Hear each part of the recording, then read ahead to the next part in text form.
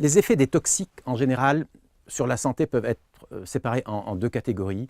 Il y a des effets qui sont des effets aigus. C'est des intoxications, vous consommez quelque chose, vous avez un effet dans les heures ou les quelques jours qui suivent, ça c'est des effets aigus. Et puis il y a les effets chroniques, c'est-à-dire des effets qui n'apparaissent pas immédiatement, mais qui n'apparaissent que si vous êtes exposé longtemps ou après de très nombreuses années. Les perturbateurs endocriniens entrent dans cette deuxième catégorie. On est dans les effets chroniques.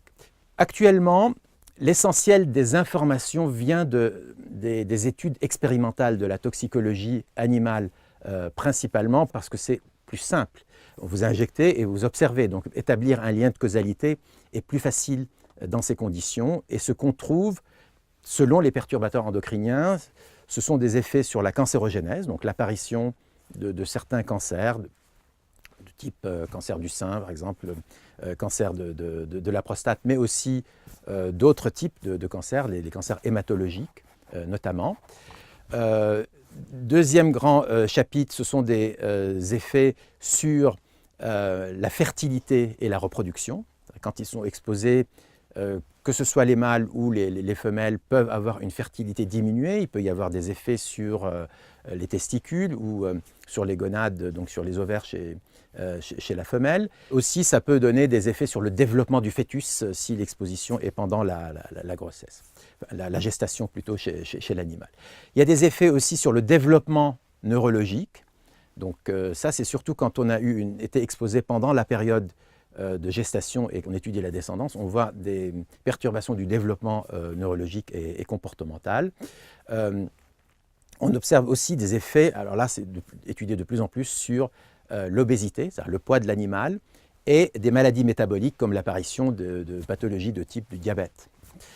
En ce qui concerne l'homme, on a, disons, quelques certitudes concernant, par exemple, les effets cancérigènes de la dioxine, pour prendre cet exemple.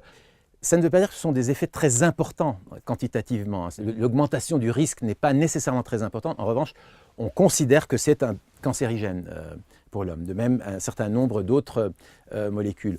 On a beaucoup d'incertitudes, mais il y a différents niveaux d'incertitude.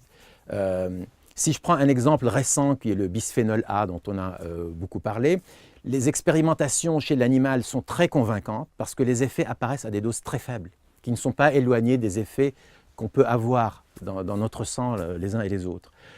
En revanche, les études chez l'homme sont beaucoup plus difficiles. Il faut essayer donc d'évaluer l'exposition qui a eu lieu dans les dizaines d'années qui ont précédé, et parfois même chez la mère, si ce sont des jeunes, parfois même chez la mère, l'exposition de la mère pendant la grossesse. Vous voyez la difficulté d'établir cela de manière sûre.